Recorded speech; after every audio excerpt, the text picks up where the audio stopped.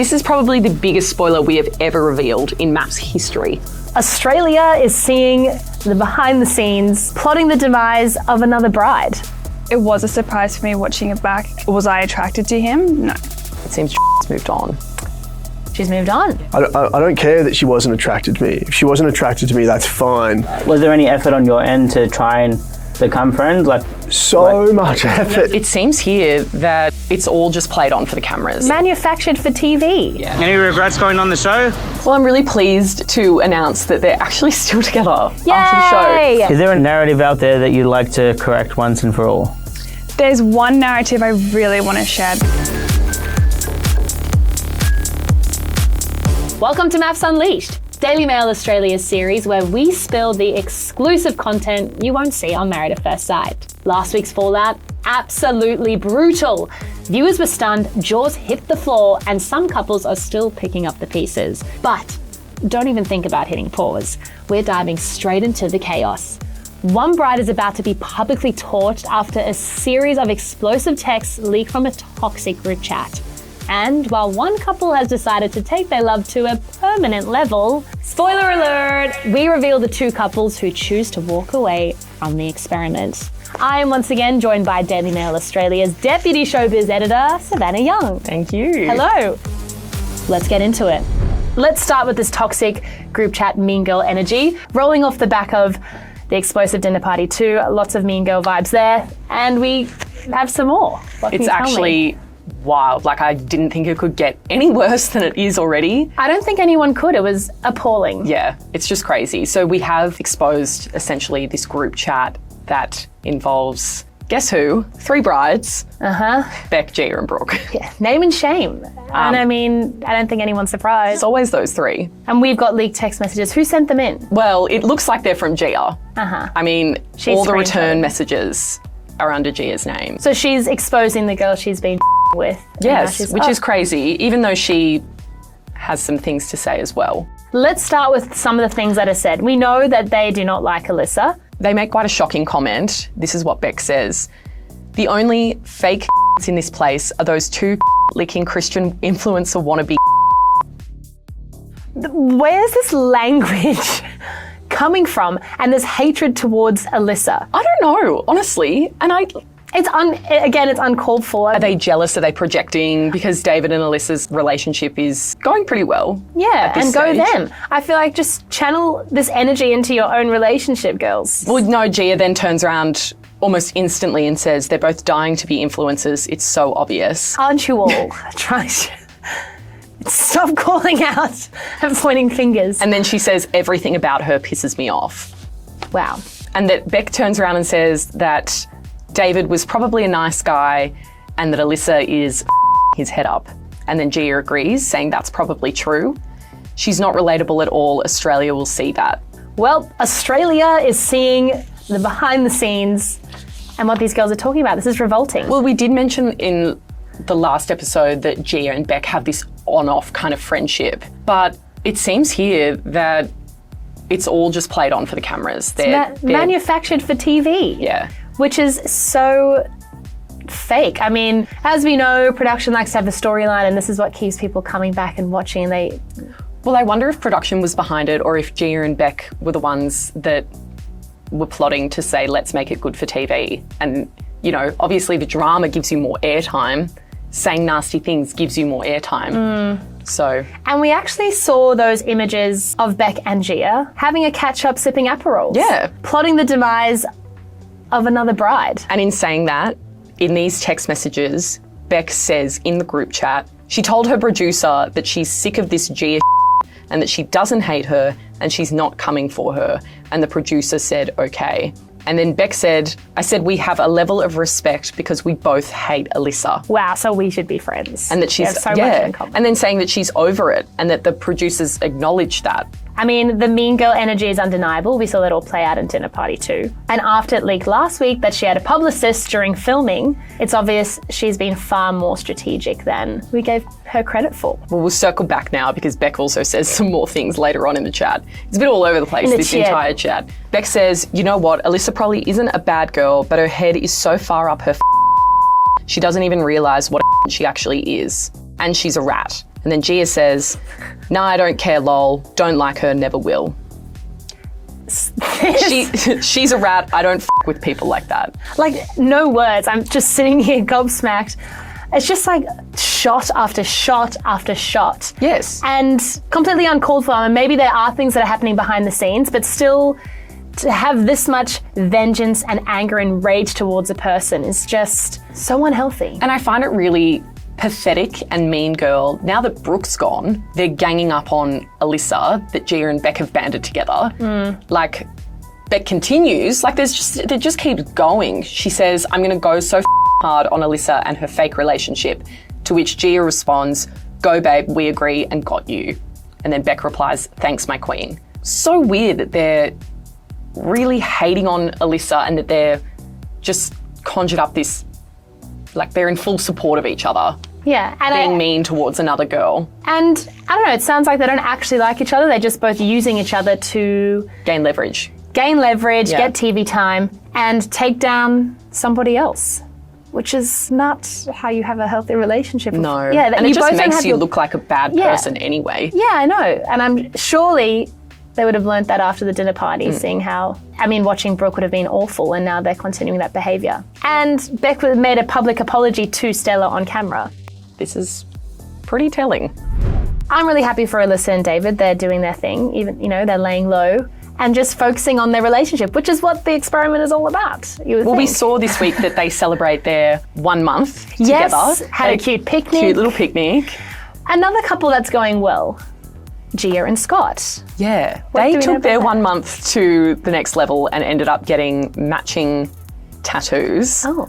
Which is quite the commitment, I think, when you've only been together for a month. Yeah, I wonder what the experts think of that. Yeah, bit strange. What tattoo did they get? They got on their ankles the number 13 in like a barbed wire love heart. Okay. So it's 13 for season 13 of MAFS. Oh, okay. I thought it was like the day they got married. No, season 13, yeah. Anyways, not one to judge. Happy for you guys. See how that relationship pans out. We shall see in the coming weeks. What if things don't work out between them? That's so awkward, having a matching tattoo with your ex. Tale as old as time. And it's not just a reminder of that person. It's a constant reminder of the chaos that went down on that show. Yeah. Season 13. It's just been the most chaotic yet. Awkward if that doesn't work out. But another couple that is going well, Stella and Philip. I'm going to say maybe the strongest couple in the experiment for what we've seen. Have also been through a lot, but I'm really admiring with how they're navigating this chaotic experiment. Yeah, they're doing really well at the moment. Yeah. And I think they're just that couple that has each other's backs, no matter what. It's refreshing to see a mature relationship. They've got each other's back. And yeah, they're navigating a lot, not only a new relationship, but also like being with all these people in this pressure cooker of an experiment. Well, I'm really pleased to announce that they're actually still together after the show. So it's a huge deal. And it's good to see a successful couple come out of this, I would say, toxic season. Yeah, join the minority of successful couples, but it's what people root for every year. So yay. This is probably the biggest spoiler we have ever revealed in MAFS history. Oh my goodness, what is it? Stella and Philip aren't just together outside of the show. They're actually engaged. Oh my gosh! Oh my gosh! Congratulations. How exciting for them. We have got a successful couple out of the MAFS experiment. Finally. Does he propose after the show? No. Oh. On the show, literally. Oh my gosh, we get to see this all unfold. Unreal. At final vows, he drops a knee, asks to marry her. Wild. We've never seen this ever on the show before. Oh my goodness. I'm stoked for them. Congratulations to them both. That is huge. I wonder if any of the MAFS cast will get an invite to the wedding. Yeah, or even the engagement party or the hens party. Yes. Have a MAFS take 2 of the hens party. Oh wow. Redo. And while we're talking couples, let's talk about Grayson and Julia. I feel like we haven't seen lots of them. We've seen some snippets of tension, but haven't really gotten a deep dive into how their relationship is going. I feel everything's been centered around these louder, chaotic individuals in the experiment. Yeah, it's very much been centered around the drama itself. We haven't really seen any airtime between Grayson and Julia. Like, did you see any of them at the dinner party last week?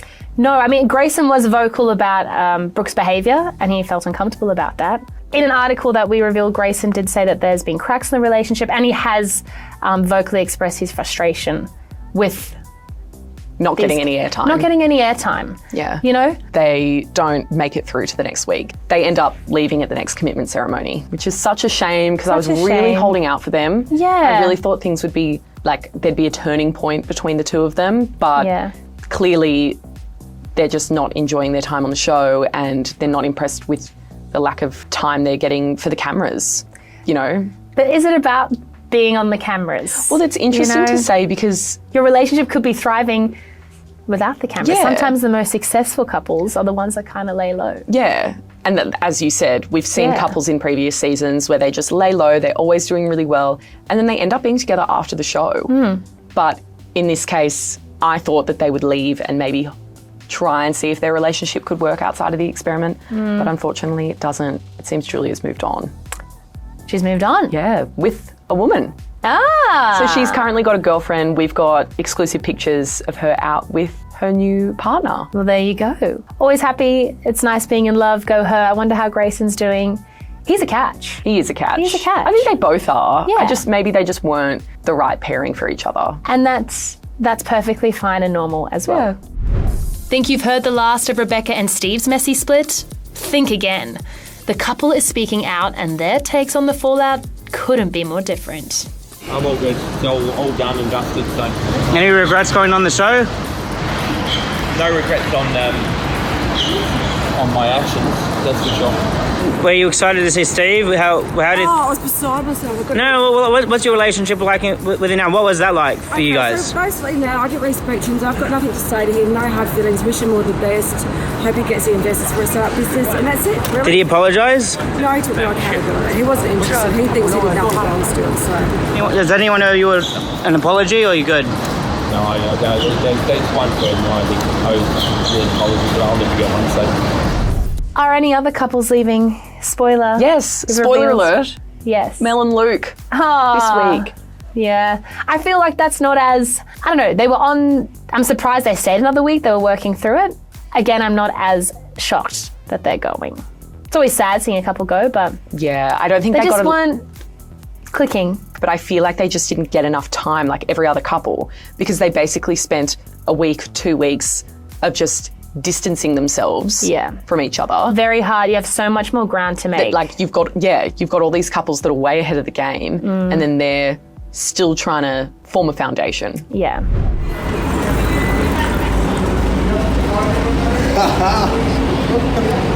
Do you reckon you were stitched up? As in, Paired with the right match? no, I don't think so, but Alright. Would you do another TV show?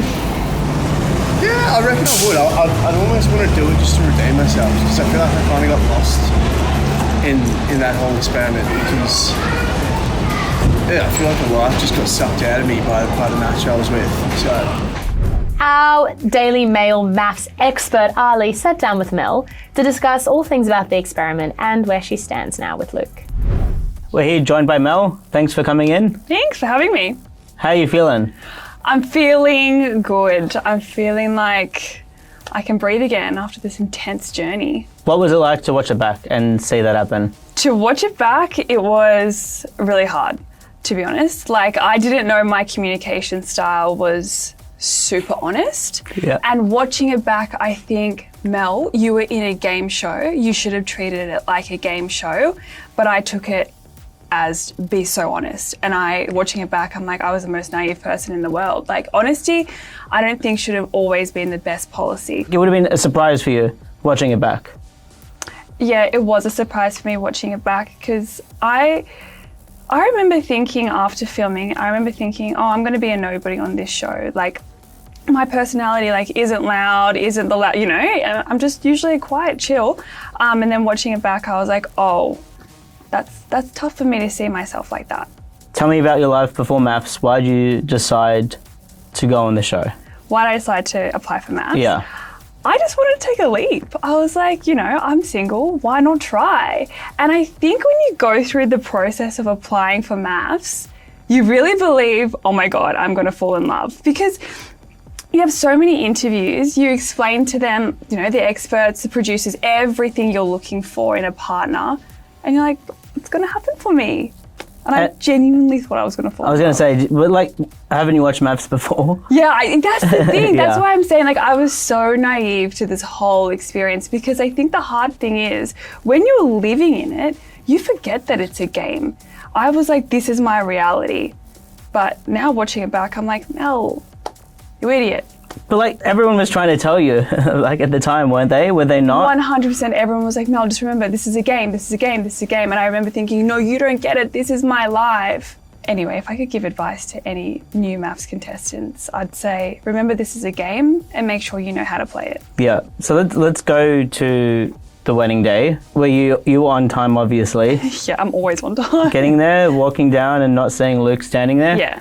What was going through your head? As soon as I walked down and I didn't see Luke standing there, I just felt like I'm going to be the joke of the show. That's how it felt. Like, I was like, God, like, everyone's standing here looking at me, like, my family's here, my best friends are here, like, what are they going to think? And then I remember walking down and just being like, oh, have I done the right thing? Like, should I be here? And then he comes late. Yeah, then he was late, and I remember at the time thinking, oh, this guy, like, just strolling in, doing his dance. And I was hurt at the time, because I was just embarrassed, you know? Yeah. But it's, you know, I'm not an idiot. Like, I know it wasn't fully his fault. Yeah. And the gum? Do you know, the gum was, Luke loves chewing gum. So there was one time where, you know, we were having a good week and I was like, I'm going to buy Luke flowers and I'm going to buy Luke a present. And I was like, what present can I get him? Gum. I got him a 3-pack of his favorite gum, because that guy chews gum like no tomorrow. I know he does. So, is he your type? He's not my usual type, no, but I don't think he's unattractive. I know Luke is attractive, but was I attracted to him? No.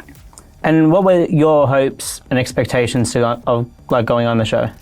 Okay, this is what I hoped. I was like, oh my God, I'm going on MAFS. I'm going to walk down the aisle. I'm going to fall in love immediately. I'm going to have the best time ever, because I'm going to be living with my crush 24/7 for 3 months. Best.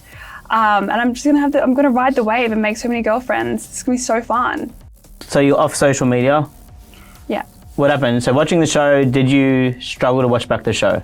I really struggled to watch back the show, my episodes, because it's hard to see yourself on television. And also, I remember, you know, especially in the earlier weeks, I was in a really bad place, and it took me back to that place because I didn't want to be there, and I just keep remembering me being like, I just want to go home, I want to go home, I don't want to be here. And I kept thinking, why did they choose me? Why did they choose me to do this? Anyway, and then, you know, I've gone on social media and I just see there's memes about me, there's such nasty comments about me, and then I click on these pages that are writing such mean comments about me, and it's like a mum with a photo of her kids, you know, someone my age. They're just awful, and I think the irony isn't lost on me when people are commenting that I'm evil whilst writing the most malicious and cruel comments about me. I don't think that's fair. So what happened? You then decided to take a step off socials, or? I had to take a step off social media. I deleted my TikTok, I deleted my Facebook. I was having randoms DM me, you need to get over it. And I remember thinking, I don't care about it. And then Care about what? the fact that Luke was late. So you were getting trolled Yeah. online because you were upset that Luke was late? Yeah, Or that's what it looked like? Yes, and not only was I getting trolled, my friends and my family were getting trolled. Like, it was so hectic. And I don't know, this is just what I think, but, you know, this whole series of MAFS, not just my series, but in the 13 seasons of MAFS, there have been people who've hurled abuse. There have been people that have yelled. There have been people that have smashed wine glasses, that have thrown wine, that have shared explicit images, that have shared misogynistic comments.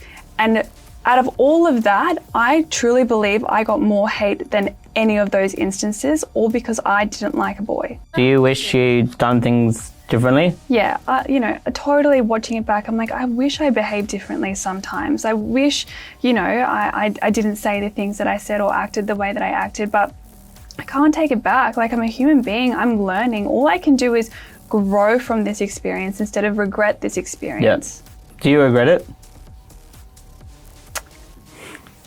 Yeah, I actually do regret it, because I regret that people watch this show and they've formed an opinion of me which couldn't be further from the truth. And it's hard because, like, it's hard for my family too, because they're the ones that have to sit there and like see the troll comments. They're the ones that are also getting the hate comments. Like, I feel like I can handle it, you know, but I don't want them to have to deal with it too. And that's why I regret it. What strategies have you sort of put in place to deal with all the trolls, negativity, MAFS? Yeah, my coping strategies post watching MAFS have been speaking to a psychologist regularly. In the early stages was not leaving my house, which was really bad for my mental health. It was also shutting down completely, which as well was not good for my mental health. I just became a shell of a human being because I was like, that's not me. Now my strategies are different. Now my strategies are just keep doing, like, just be a good person, because I think when you're a good person, people will be able to see it. And don't hide in my room, because that's also the worst thing I could do for my mental health. Is there a narrative out there that you'd like to correct once and for all? There's one narrative I really want to share because it makes me look like an asshole. And it was at the wedding, Luke asked me to say hi to his sisters, and there's a clip of me shaking my head like this. But in reality, I went over to his sisters and I gave them a hug and I spoke to them, and I went to his mum and I hugged her and I spoke to her too, because I would never, ever not say hi to someone's family. And So I think they've come out and actually said in an interview that you made no effort with them, but you're saying you did go over and say... Yes, 100% I went over to them and hugged them, and I hugged their mum. And your relationship with Luke? Yeah. Is there a relationship? When was the last time you spoke to him? Last time Luke and I spoke was at reunion, but we embrace each other. Like, for me, there's no bad blood with Luke. Like, genuinely, I think that Luke is a great guy and he deserves a girl that truly, truly loves him. And that just wasn't me. Why can't you guys be friends? I'm happy to be friends with him. Why, do you have him here? Today we're joined by Luke. Thanks for joining us. Hey guys, how you going? Hello. What was your thoughts on MAFS? So had you watched it before? Like you just said you were aware of the editing. Yeah, I know it's like a pretty drama-filled show, and like I'm typically not too big on like drama. I feel like that's what like deterred me away from it. Like I wasn't too keen on that whole side of things. And walk me through the process to get on the show. Like, was there vigorous testing to make sure that you're not a criminal? Yeah, it was such a long process to get on the show. Like I'm telling you, it was like a month and a half at least. It was, I think there might have been like 8 different stages, and like you had to do criminal tests, you had to do like blood work as well, and I think you had to do like STI tests from memory, which makes sense. But there's just so many stages, and like you think, oh yeah, you've passed, you're going to be on it, but like it was honestly like. It felt like about a month and a half until they told me that they wanted me on it. Did you tell TV Week that you won't be watching the season because it was traumatic?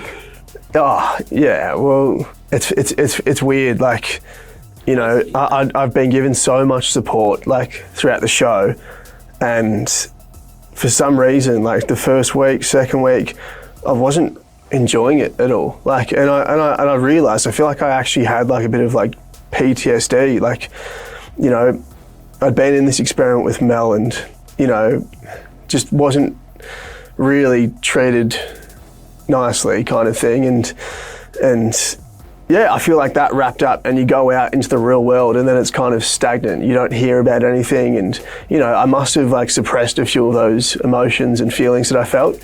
And I feel like watching it back, it really made me feel like, upset, and just, it was tough to watch. And like, it was a bit of a shame, like the first couple of weeks when I was watching it, because like there was so much support around me, and like, I feel like I couldn't be as happy about that because I was watching it and I'm just like, oh, this is so upsetting.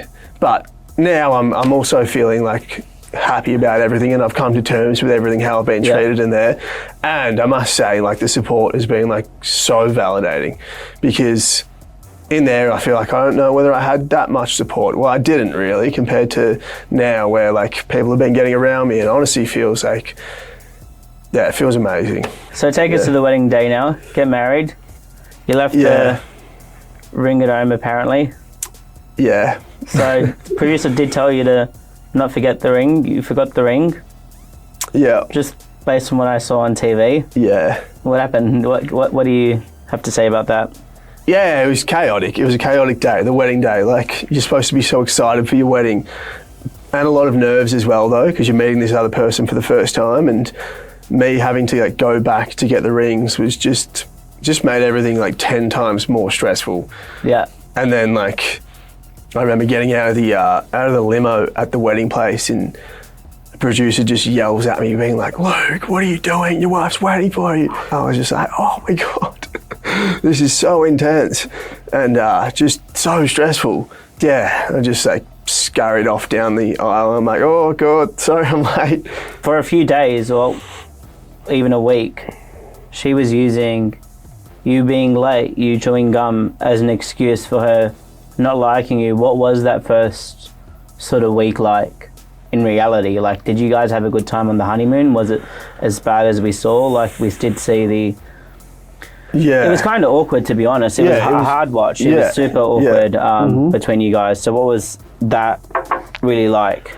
That's it. That's the thing. Like, I watched that back, and it is awkward, and I remember it being awkward. But I'm not an awkward person. I could talk to a brick wall, and that's another really hard part of it, because I feel like she was never really letting me in, even as like a friend, just to chat to, have a bit of banter, have a laugh, whatever. So. Yeah, I mean, the honeymoon was not fun. I mean, I honestly felt like so like alone and isolated on the honeymoon, and not just the honeymoon, but like if we're talking about the honeymoon now, and you know, I'd see her energy towards like other people compared to myself, and it'd be a stark difference. Like, to me, it felt like she was trying to give me nothing, and I was just like so confused by that, because I don't care that she wasn't attracted to me. If she wasn't attracted to me, that's fine. Let's at least be friends. Yeah. Let's at least like we're in this experiment together. Like, let's at least have a bit of a chat, become friends, build a friendly relationship at least. And was there any couldn't do that? Was there any effort on your end to try and become friends? Like, much effort. Tell us. We don't know about this. So, tell us. Yeah, endless effort on my end to try and be friends with her. Like, I genuinely tried like every little thing in the book. Like, I'd always just start the day and ask her heaps of questions, and you know, I feel like that's a really nice way to show that you care about someone. You ask them lots of questions, even just like little, you know, nothing kind of questions, and I'd always get like cold kind of short answers, but then when I'd see Mel chatting to like other people, it'd be like, you know, more energy and better body language, and she'd be asking them questions, and I'd just be thinking like, what am I doing wrong? Like, I'm trying everything, and I don't know what I'm doing wrong. So at this point, you guys haven't moved in together, and you're seeing her act different around different people. So is that like producers, she's just completely different to them, or different around random, like you'd be doing something together and she's lively? Like, we do see that on TV at the dinner party, where she's a complete different person in front of everyone else, but we haven't got there yet. Completely. So I was just gonna, like, what was your relationship with like Mel off cameras? Was it different? The first truthful conversation we had, which felt real and honest, was about me being late to the wedding, and I remember having this conversation with her on the plane, and she said, "Don't worry about it. Like, I honestly don't care. It's fine. Like, I'm not bothered at all by it." And that was like the first truthful conversation that we had. And that was after the honeymoon, on the way before the honeymoon, on the way to the honeymoon. On the way to the honeymoon. Yeah. And then on TV we see her going on and on about it. But I mean, that could be producers in her ear. It's such a tough thing to go through when, you know, when I was like trying so hard just to connect with Mel on a friendly level and wasn't getting anywhere. And then, you know, we walk into like the pre-drinks at a dinner party, and I can see other people effortlessly getting along with her and getting more from her than I had all week at the honeymoon. And it's a pretty low feeling. Like, you can't help but feel like, you know, alone and isolated, and you know, that's like my wife, that's like who I'm here with, and it's it's just, I'm not getting anything, and it's like, it's weird. It's weird. It's like a pretty, it's making me think about it now, and like I can't even really put it in words, but I remember being at that dinner party and feeling just like so uncomfortable. And I'm the type of person where like, just say like I'm with you and we've gone to a dinner party together and we're a couple, for example, and there's a lot of other couples at the dinner party. If we're not having a good time and like I'm not getting much from you and I feel like isolated from you, I find it really hard to ignore that and be super friendly with everyone else. So I remember sitting at that dinner party and just feeling so awkward because I couldn't get involved. It was just, it was uncomfortable. Yeah. And do you think you and Mel could ever be friends? When was the last time you sort of spoke to her? Last time we spoke would have been last time we were at the reunion, actually. So yeah, it's been a while, I think. Yeah, since we last spoke. Do you reckon you could ever be friends?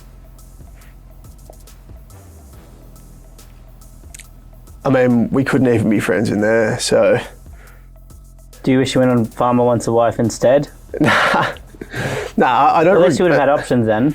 Yeah, that would have been, could have been better. But yeah, I mean, I don't regret being on the show. Even though it was a pretty sour experience, like, I feel like I still learned a lot about myself and I made a lot of cool friends in the process, including yourself. Sorry, last question is, do you reckon you would have been better paired off with another bride? I reckon I would have been better paired off with you. All right, we'll end it there. Thanks so much for coming in. Yeah. Hopefully we can see you again soon. Yeah, for sure. Cool, thanks. Are we spending the day together now? Yeah. Yeah, nice.